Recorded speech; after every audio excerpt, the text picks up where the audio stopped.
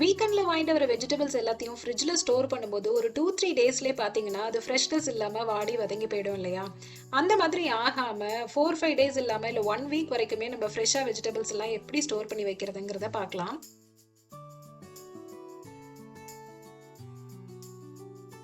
இந்த வாரம் ஃப்ரூட்ஸ் வாங்கும்போது வாழைப்பழம் கொஞ்சம் வாங்கியிருந்தேன். வாங்கிட்டு வந்து எடுத்து வச்சோனயுமே பார்த்தீங்கன்னா, அது காம்புலேருந்து 2 வாழைப்பழம் உடைஞ்சு போயிடுச்சு. அத அப்படியே எடுத்து வச்சோம்னா, சீக்கிரம் அது ப்ரௌனிஷ் ஆயிடும். அதோட அத சுத்தி நெறைய பூச்சி வர ஆரம்பிச்சுரும். அதனால அது மேல இந்த மாரி டிஷ்யூ பேப்பர சுத்தி ரப்பர் பேண்ட் போட்டு வச்சுட்டோம்னா, வீணா போகாம இருக்கும்.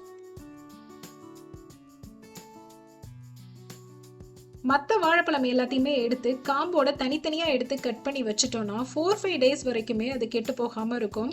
ஃபுல்லாவே நம்ம வேஸ்ட் பண்ணாம கன்சியூம் பண்ணிக்கலாம்.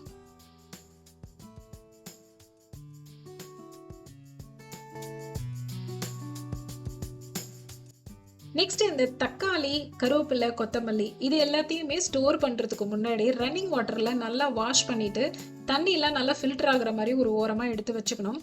கொத்தமல்லி கிளீன் பண்ணும்போது மட்டும் என்ன செய்யணும்னா அந்த வேர்ல உள்ள மண்ணெல்லாம் போற மாதிரி நல்லா கிளீன் பண்ணிட்டு அது எல்லாத்தையும் கட் பண்ணி ரிமூவ் பண்ணிடணும். திருப்பி ஒரு தடவை ரன்னிங் வாட்டர்ல அந்த இலையில எல்லாம் மண் இல்லாத மாதிரி நல்லா கிளீன் பண்ணிட்டு தண்ணி வடிகிற மாதிரி எடுத்து வச்சுட்டு அதுக்கப்புறமா ஸ்டோர் பண்ணி வச்சோம் அப்படின்னா கண்டிப்பா ஒரு வாரத்துக்கு அது கெட்டு போகாம ஃப்ரெஷ்ஷாவே இருக்கும். கீரையை மட்டும் வாங்கிட்டு வர அன்னைக்கே சமைச்சிடணும். அது ஃப்ரிட்ஜ்ல ஸ்டோர் பண்ணி வச்சு சமைச்சோம் அப்படின்னா டேஸ்ட் நல்லாவே இருக்காது.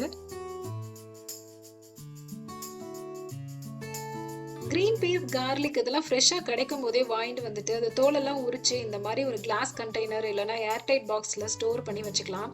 பச்சை மிளகாவை ஸ்டோர் பண்ணும்போது கிளீன் பண்ணிட்டு காம்பெல்லாம் ரிமூவ் பண்ணிட்டு ஒரு டிஷ்யூ பேப்பர் போட்டு அந்த பாக்ஸ்ல ஸ்டோர் பண்ணோம்னா இந்த மாதிரி பழுத்து போகாம இருக்கும். ஒரு வாரத்துக்கு ஃப்ரெஷ்ஷாவே இருக்கும்.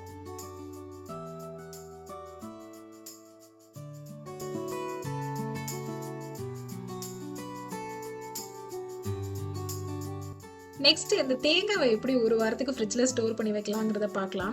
வாங்கிட்டு வந்த தேங்காவை இந்த மாதிரி சின்ன சின்ன ஸ்லைசஸா கட் பண்ணி எடுத்துட்டு தண்ணியில ஒரு தடவை நல்லா கழுவி எடுத்து தண்ணி வடிகிற அளவுக்கு வச்சிடணும்.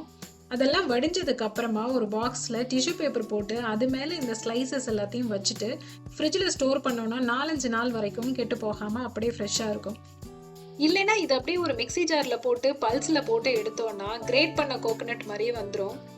அது அப்படியே ஒரு பாக்ஸ்ல போட்டு டிஷ்யூ பேப்பர் இல்லாம ஃப்ரீசர்ல ஸ்டோர் பண்ணி வச்சிடலாம். அப்புறம் தண்ணியெல்லாம் வடிஞ்ச இந்த தக்காளி, கருவேப்பிலை, கொத்தமல்லி இது எல்லாத்தையும் எடுத்துட்டு ஒரு ட்ரேல ஸ்டோர் பண்றீங்க இல்ல ஒரு பாக்ஸ்ல ஸ்டோர் பண்றீங்க அப்படின்னா ஒரு டிஷ்யூ பேப்பர் போட்டு இல்லைன்னா நியூஸ் பேப்பர் போட்டு அது மேல இந்த கொத்தமல்லி, கருவேப்பிலை, தக்காளி இது எல்லாத்தையும் எடுத்து வச்சிட்டோம்னா கண்டிப்பா வாங்கின பொருள் எல்லாத்தையும் வேஸ்ட் பண்ணாம அதை யூஸ் பண்ணிடலாம். குக்கிங் டைமை நிறைய சேவ் பண்ணலாம். இந்த டிப்ஸ் எல்லாம் உங்களுக்கு பிடிச்சிருந்ததுன்னா இந்த வீடியோவை லைக் பண்ணிக்கோங்க, உங்க ஃப்ரெண்ட்ஸுங்களோட ஷேர் பண்ணுங்க, என்னோட சேனலை சப்ஸ்கிரைப் பண்ணிக்கோங்க.